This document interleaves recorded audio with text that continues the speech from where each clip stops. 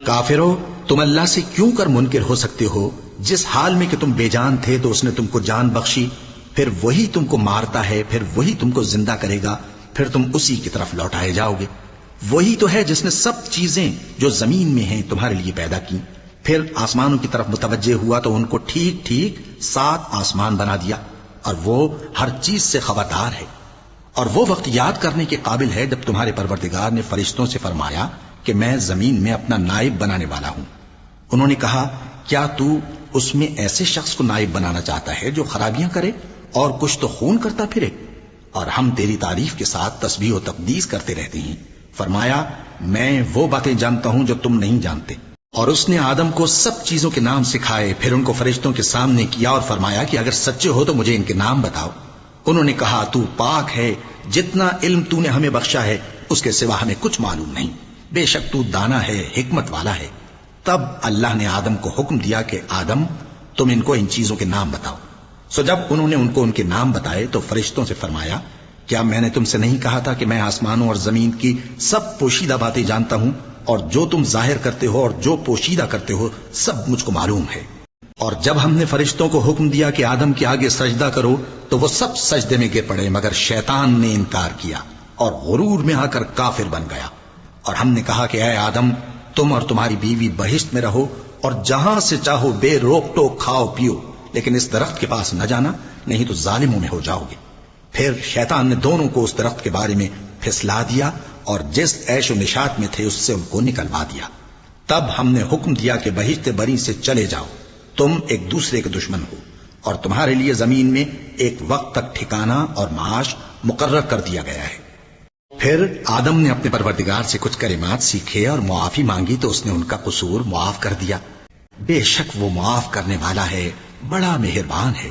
ہم نے فرمایا کہ تم سب یہاں سے اتر جاؤ، جب تمہارے پاس میری طرف سے ہدایت پہنچے تو اس کی پیروی کرنا، کہ جنہوں نے میری ہدایت کی پیروی کی ان کو نہ کچھ خوف ہوگا اور نہ وہ غمناک ہوں گے، اور جنہوں نے اس کو قبول نہ کیا اور ہماری آیتوں کو جھٹلایا وہ دوزخ میں جانے والے ہیں اور وہ ہمیشہ اس میں رہیں گے۔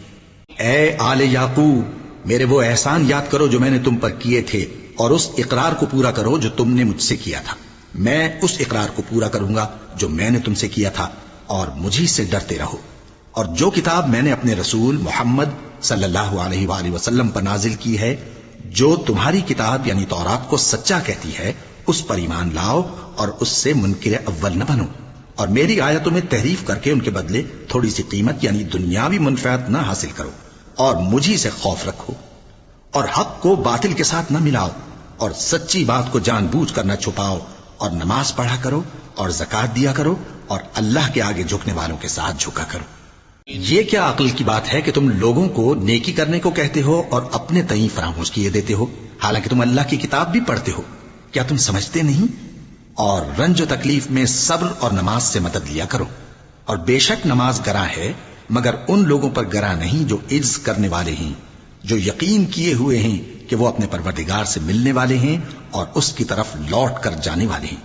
اے یعقوب کی اولاد، میرے وہ احسان یاد کرو جو میں نے تم پر کیے تھے، اور یہ کہ میں نے تم کو جہان کے لوگوں پر فضیلت بخشی تھی۔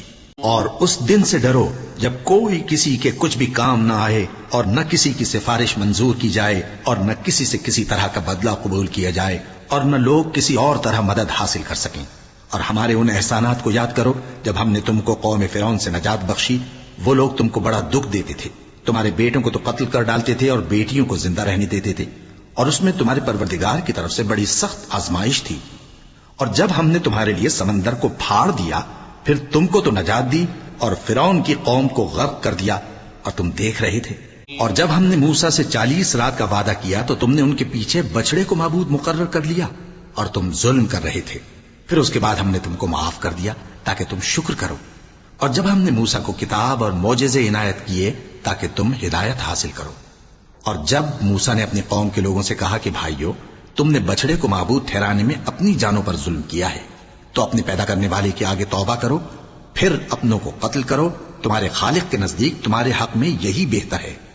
پھر اس نے تمہارا قصور معاف کر دیا، وہ بے شک بڑا معاف کرنے والا ہے، بڑا مہربان ہے۔ اور جب تم نے موسیٰ سے کہا کہ موسیٰ، جب تک ہم اللہ کو سامنے نہ دیکھ لیں گے تم پر ایمان نہیں لائیں گے، تو تم کو بجلی نے آ گھیرا اور تم دیکھ رہے تھے، پھر موت آ جانے کے بعد ہم نے تم کو اثر نو زندہ کر دیا تاکہ احسان مانو۔